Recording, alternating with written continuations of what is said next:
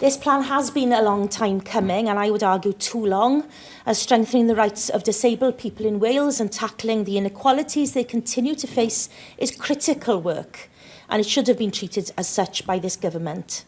The Disability Rights Task Force, of course, which led to this plan, was established in response to the locked-out report of 2021, the report that showed so clearly that the rights, well-being and dignity of disabled people, even in a nation like Wales, were far too vulnerable and, in a period of crisis, too often neglected. We must never forget that disabled people comprised 60% of deaths from COVID-19 in Wales, and many of those deaths were preventable and rooted in socioeconomic inequality. So while we welcome steps to remove the barriers to create an inclusive society here, we must also bear the importance of legally enforceable rights in mind, the rights that can literally be the difference between life and death. The Welsh Government says it wants to realise the principles of the UN Convention on the Rights of Disabled People, and the plan states, through the efforts of the Legislative Options Working Group, the Welsh Government is continuing to explore how to embed the UN CRDP in Wales. But it's actually factually incorrect to say that the Legislative Options Working Group is exploring how to embed the UN CRPD in Wales. The group, as the name suggests, is tasked with developing legislative options. One of the key principles of the UN CRDP is incorporation within domestic law, and this was the single recommendation for the Welsh Government made by the UN CRDP Committee in its periodic review from 2017. So in light of this, can you confirm whether this commitment still stands? And if so, when will the government bring forward legislation to make this reality? Bearing in mind, of course, this was a programme for government commitment. Could you also explain why the funding for the work of the Legislative Options Working Group had only a few weeks ago been made available very late in the day?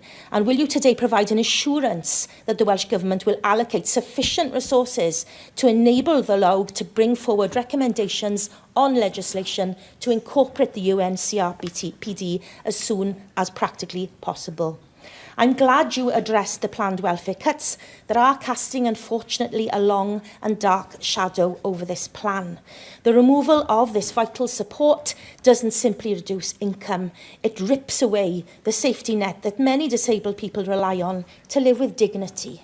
The First Minister, in a response to a question from me today, has said that she's meeting with Liz Kendall tomorrow, and you say that you'll be publishing your response to the consultation on the Green Paper.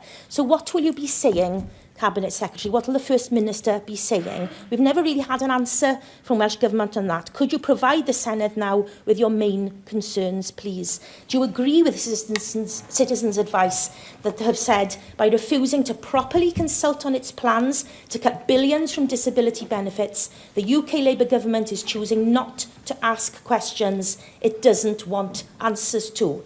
The fact that the DWP have cancelled the only in-person consultation in Wales speaks volumes. I attended a Disabled People Against the Cuts protest today in Cardiff, in which disabled people said they felt they were being treated with contempt.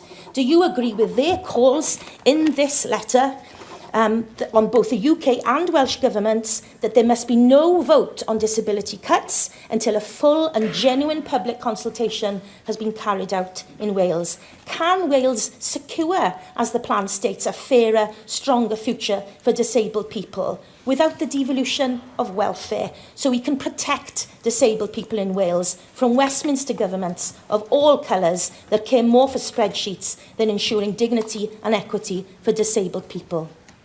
Finally, as chair of the cross-party group on learning disability, I'd like clarity on how the plan will address specific and long-standing concerns. Under the section on independent living, the plan addresses the right to practical assistance and support to fully participate in society on the same basis as others. Can you confirm, therefore, by when you'd expect that no one with a learning disability and or autism will be sectioned or detained and kept in secure hospital settings in Wales, as has been highlighted by the Stolen Lives, Homes Not Hospitals campaign. The plan also recognises accessibility is not just about physical barriers. The move to cashless payments, as Mencap has highlighted, is a barrier to services, leisure, the arts, and if you're travelling on a Transport for Wales or GWR train, to refreshments.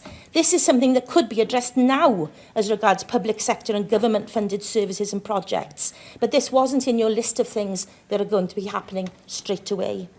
As we hear right-wing politicians try to undermine and vilify the importance of diversity, equality and inclusion, advocating for initiatives that enable you need to conclude now, please. To be defunded, the only sure way to ensure the vision of this plan, and thus the belief that disabled people are afforded the support they need and deserve, is defended by a solid foundation of legally enforceable rights. Diolch.